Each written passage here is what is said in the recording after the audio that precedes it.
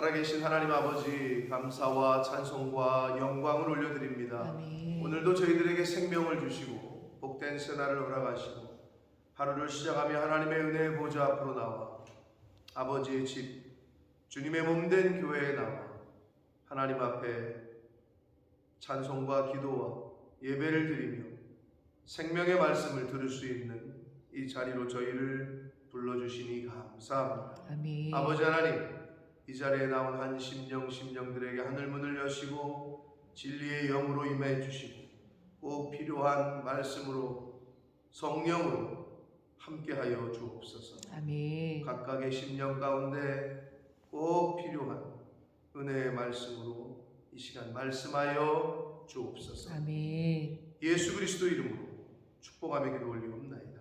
아멘. 아멘. 아들 백세에 얻은 아들 이삭을 바치라고 하는 하나님의 명령에 아브라함은 주저함 없이 순종했습니다. 아침에 일찍이 떠났다. 아마 가기 싫었으면 하루 종일 고민하거나 뭐 이런 태도가 있었을 텐데 그렇지 않았어요. 아침에 일찍이 하나님이 지시하신 곳으로 가서 아들 이삭을 번제로 드리려고 했고, 그런 아브라함의 믿음 때문에 여호와 이레 이 하나님을 아브라함이 경험할 수 있었습니다.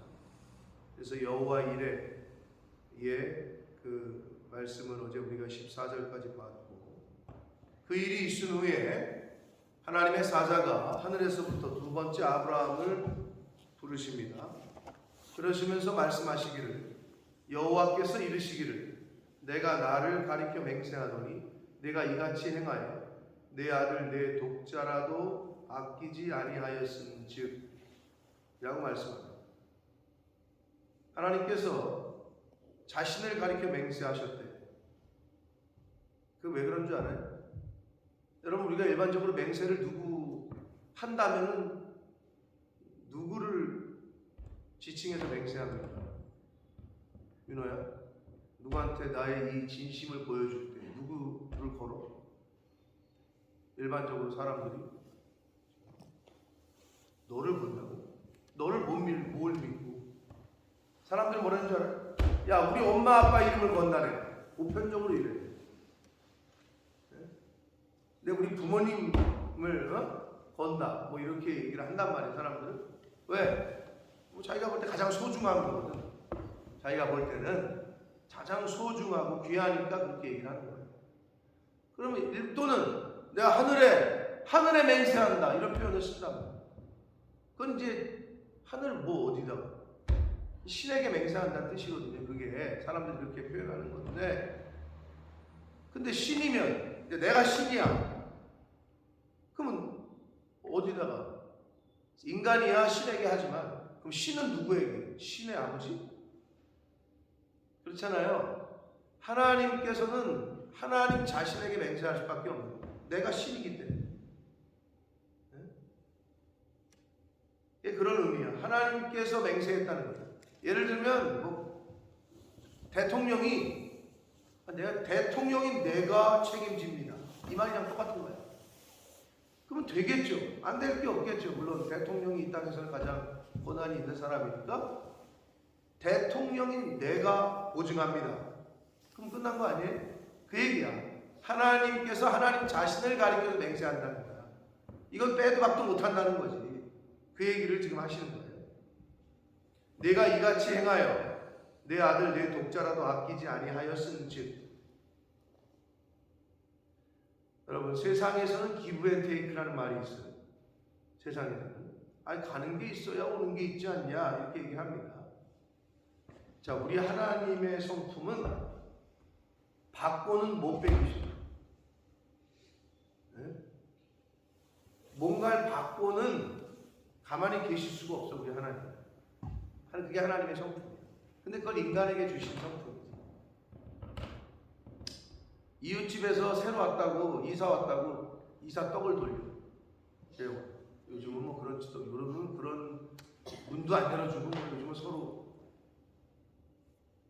엘리베이터에서 만났는데 이사 오셨나봐요. 저 여기 이사 온 지 한 10년 됐는데. 아, 그러세요? 반갑습니다. 어디 사세요? 502호요? 어머, 우리 집 502호인데? 이러는 거지. 10년 동안 바로 앞에 사는데 그날 처음 본 거지. 이런 경우가 요즘은 비일비재하다고 해요. 근데 옛날에는 안 그랬어. 그래도 이사 오면 떡도 돌리고 개업하면 주변에 돌리고, 물론 지금도 그런 사람들이 있지만 그렇게 한단 말이야. 그러면 재영이 네가 받았어. 그러면 그릇을 돌려줄 때 어떻게 돌려줘? 잘 씻어서? 잘 씻어서 돌려주지. 잘 씻어서 돌려줘? 민호야, 어떡하지? 너 그런 거 받아본 적 있어? 옆집 뭐 떡 가지고 그런 거? 없어? 혹시 엄마 아빠 모습도 본 거 없어? 이거 웬 떡이에요? 앞집에서 가져왔어. 이런 것도 없었어? 거봐, 네가 평생을 살면서 그런 걸 경험한 적이 없다는 거야. 맞지? 근데 본 적은 있어? TV 같은 데서? 아니, 개업떡이에요. 이거 드셔보세요. 이사 왔어요. 본 적은 있어? 근데 경험해 본 적은 없어. 이게 현실이에요. 경험을 한 번도 해본 적 없잖아. 20 몇 년 평생에. 근데 저는 많이 봤거든요. 많이 받아도 받고. 그러면 이제 개업떡에 왔는데 보니까 우리 아버지가 야, 먹지 마라. 왜 돼지 잡아놓고 이게 절하는, 우상 애들 절하는 그런 적이 있었어. 우리 아버지가. 그 당시에 옛날 떡은요, 말 그대로 떡이요. 간식도 못 먹는 판에 그 먹었으면 좋겠는데 절한 떡이라고 먹지 말라는 거예요. 아이, 끝내 기억이 나. 아버지의 그 저기는 알겠으나 아무튼 그 당시에는 그렇게 배우셨기 때문에 그걸 왜 버려? 맛있게 먹어야지. 여러분, 자, 그러면 돌려줄 때 그냥 돌려주냐? 안 그랬단 말이야. 뭐라도 하나 담아서 돌려주는 게 인지상정이었단 말이에요. 근데 여러분 집에서 키우는 강아지 새끼에게 계속 뭘 줘? 민호 키우냐? 한국에서 안 키워? 키우는 거 너네 집 키우냐? 안 키워? 안 키우네. 요즘 안 키우는 집들이 거의 없다고 하는데 계속 밥을 주잖아. 그럼 얘가 싹싹 먹어. 그럼 얘가 싹싹 먹을 때 그 다음날 봐도 또 먹어. 그렇다고 걔가 어디 가서 고양이라면 쥐라도 잡아와가지고 주인한테 주느냐? 그러지 않아요. 사람에게만 있는 거예요. 누구에게 뭘 받았을 때 내가 이거를 그래도 빈손으로 이게 갚는 거 있잖아요. 이거는 하나님의 성품이라는 거예요. 여기서 정확히 나와요. 내가 내 아들 독자까지도 나에게 아끼지 않았으니 나는 너에게 이거를 주겠다. 이러시는 거예요. 네? 이게 하나님의 성품이야. 여러분이 하나님의 말씀대로 뭔가를 순종하고 하시잖아요. 이건 수지 맞는 거야. 아멘? 아멘. 이건 수지 맞는 거라. 그 생각이 있어야 드리기가 아깝지 않은 거예요. 원래부터도 내게 아니지만. 뭐라고 그러시느냐? 내가 내게 큰 복을 주고 내 씨가 크게 번성하여 하늘의 별과 같고 바닷가의 모래와 같게 하리니 내 씨가 그 대적의 성문을 차지할 것이다. 이건 물론 아브라함에게 처음 나타나셔서 본토 친척 아비집을 떠나라 하실 때 하나님이 하셨던 약속의 말씀과 거의 동일합니다. 그거를 컨펌하고 계신 것과 마찬가지인데 다시 한번 또 하시고 계세요. 후손이 잘되고 번성하고 대적들에게서 그 대적의 성문을 차지한다는 것은 이긴다는 거죠, 전쟁에서. 그리고 또 내 씨로 말미암아 천하 만민이 복을 받으리니 이는 내가 나의 말을 준행하였음이니라 하셨다 합니다. 말 그대로 준행은 실천했다, 그대로 행했다, 순종한 걸 말하는 거예요. 그대로 행하고 하나님의 말씀대로 행하고. 자, 하나님의 말씀이 독자 이삭을 바쳐라. 그래서 그대로 하려고 했단 말이야. 근데 하나님이 죽이시지 않으시네. 그런데 그것만 봐도 내가 이제야 나를 경외하는 줄 알겠다 라고 말씀하시면서 그 테스트 아닌 테스트, 달아보심, 무게를 달아보시는 그 믿음을 바라보시는 것에 통과가 됐어요. 그러니까 이런 복을 받았어요. 여러분, 여기서 알 수 있는 건 뭐냐? 하나님의 축복은, 성경 전체를 보면 하나님의 복은, 하나님이 주시는 복은 사람들의 순종을 전제합니다. 우리의 순종, 다른 말로 말하면 우리의 믿음을 전제한다는 거예요. 우리의 믿음을 보시고 우리의 믿음은 순종의 다른 말이야. 같은 말이야. 동전의 양면과 같아. 믿음이 앞면이라면 순종은 뒷면이야. 그래서 믿음과 행함은 동전의 양면이야. 하나라는 거지. 믿는 사람은 행해. 믿는 사람은 순종해. 안 믿는 사람은 순종을 안 해. 같은 거예요. 다시 말씀드립니다. 하나님의 축복은 우리들의 인간의 믿음 또는 순종을 전제합니다. 하나님의 복을 받는 사람들은 믿음의 사람들이에요. 하나님의 복을 받는 사람들은 순종했던 사람들이에요. 하나님의 복을 받으시려면 순종과 믿음 이것이 전제되어야 됩니다. 라는 것을 다시 한번 오늘 본문을 통해서 말씀해 주시고 있습니다. 이에 아브라함이 그 종들에게 돌아가서 함께 떠나 브엘세바에 이르러 거기 거주했다. 자, 그리고 나서 20절에서 24절까지는 약간 생뚱맞게 나홀의 후예가 나와요. 나홀은 아브라함의 형제란 말이에요. 근데 이게 왜 나오니까? 성경이 도대체 이걸 왜 여기 기록을 했습니까?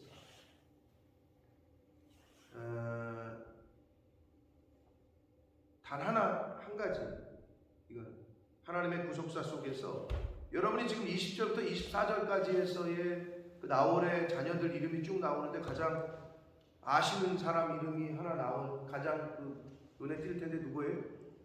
리브가예요. 아들 이삭의 아내인 리브가를 지금 드러나게 하려고 여기 이걸 기록을 한 거예요. 하나님의 구속의 역사 속에서는 이미 아브라함, 이삭으로 흐르는, 근데 거기서 리브가를 등장을 시키는 거예요. 그래서 이제 23장부터 또 24장 넘어가면서 이제 리브가가 아들 이삭을, 아버지에서 이제 사라가 죽어요. 23장에서 아내가 죽는 장면이 나오고 24장으로 가서는 이제 아들 이삭으로 초점이 넘어가요. 점점점. 그래서 리브가를 등장시키기 위해서 나홀의 그 족보를 좀 언급을 했습니다. 자, 오늘 말씀에서, 오늘 단락에서 우리가 잊지 말아야 할 것, 가장 포인트는 그겁니다. 오늘 하나님이 뭐라고 그러셔요? 내가 내 아들 내 독자라도 아끼지 아니하였은즉 그렇게 했으니 내가 너에게 이 복을 주겠다. 하나님의 복을 받는 사람들은 믿음과 순종이 전제되어야 됩니다. 그래야 복을 받습니다. 이게 가장 핵심. 그리고 왜 독자를 바치라고 했다고 어제 말씀에? 가장 소중하고 귀한, 가장 귀한. 그러니까 우리가 신앙생활 할 때 하나님 앞에 드릴 때에는 내가 갖고 있는 것 중에 가장 귀한 거를 드린다는 마음, 자세가 있어야 된다.